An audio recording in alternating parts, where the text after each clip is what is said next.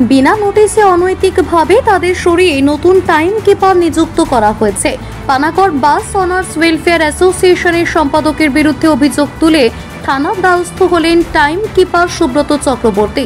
সুব্রতর অভিযোগ, 2009 সাল থেকে তিনি পানাগড় বাজারে বেসরকারি বাসের টাইম কিপার পদে নিযুক্ত রয়েছেন। 2024 সালে পানাগড় বাস অনার্স ওয়েলফেয়ার অ্যাসোসিয়েশনের তৎকালীন সম্পাদকের কাছে কিছু দাবি দাবা পেশ করেছিলেন তিনি।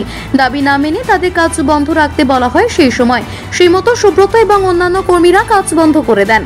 প্রায় 6 মাস কাজ বন্ধ থাকার পর হঠাৎ করে তারা জানতে পারেন তাদের জায়গায় নতুন কর্মী নিয়োগ করে পানাগড় বাজার বাস স্ট্যান্ডে টাইম কিপারের কাজ শুরু করিয়েছেন সংগঠনের বর্তমান সম্পাদক আদিত্য সামন্ত।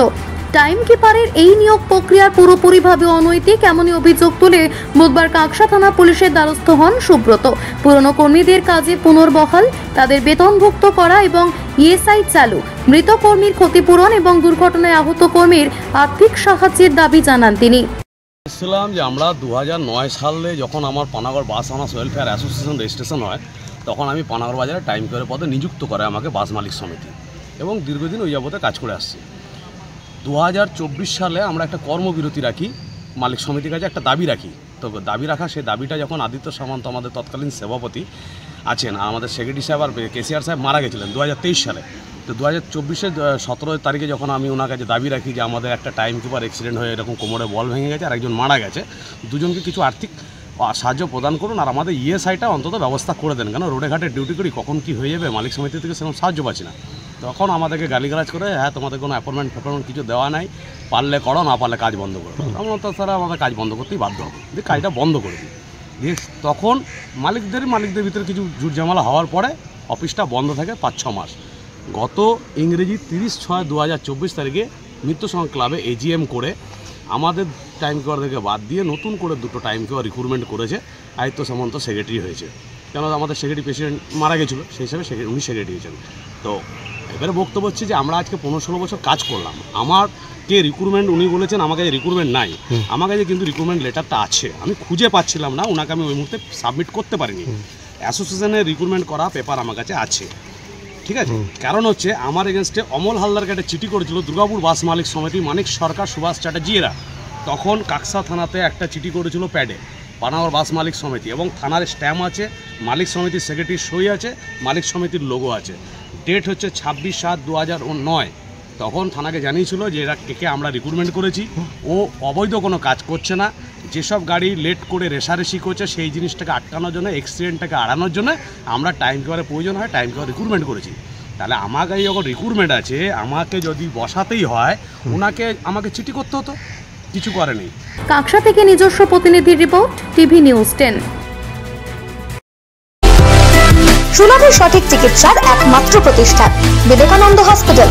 24 ঘন্টা emergency service, blood bank, trauma care. আপনাদের সেবায় আমরা তৎপর।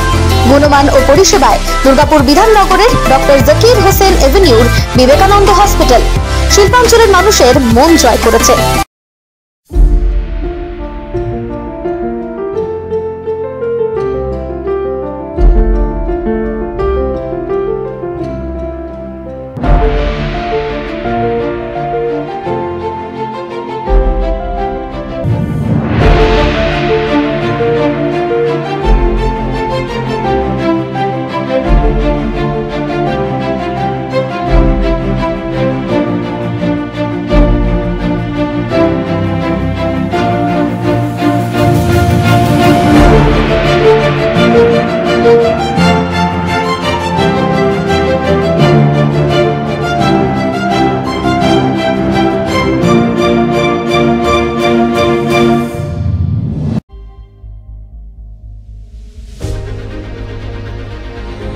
বাইকের স্বপ্ন আপনার, ভরসা আমরাই।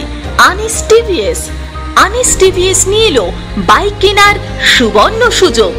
যে কোনো টিভিএস 2 হুইলারের সাথে পাচ্ছেন নিশ্চিত আকর্ষণীয় উপহার। এছাড়াও থাকছে free petrol, free helmet, free seat cover ও সহজ কিস্তিতে লোন পরিশোধের সুবিধা। আমাদের এখানে স্বল্প মূল্যে টিভিএস মেকানিকের দ্বারা সার্ভিসিং ও হোম সার্ভিসের সুবিধাও রয়েছে। আপনার 2 চাকার স্বপ্নকে বাস্তবায়িত করতে আজই আসুন আনিস টিভিএসে। আমাদের ঠিকানা এসবি মোড়, সঞ্জীব সরণি, দুর্গাপুর স্টেশন বাজার, দুর্গাপুর 713201। আনিস টিভিএস, এসবি মোড়, সঞ্জীব সরণি, স্টেশন বাজার, দুর্গাপুর 713201। মোবাইল নম্বর 7872776667।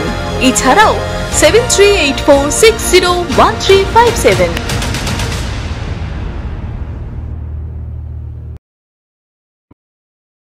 সবার আগে খবরের আপডেট পাওয়ার জন্য সাবস্ক্রাইব করুন আমাদের ইউটিউব চ্যানেল এবং ক্লিক করুন বেল নোটিফিকেশন আইকনে।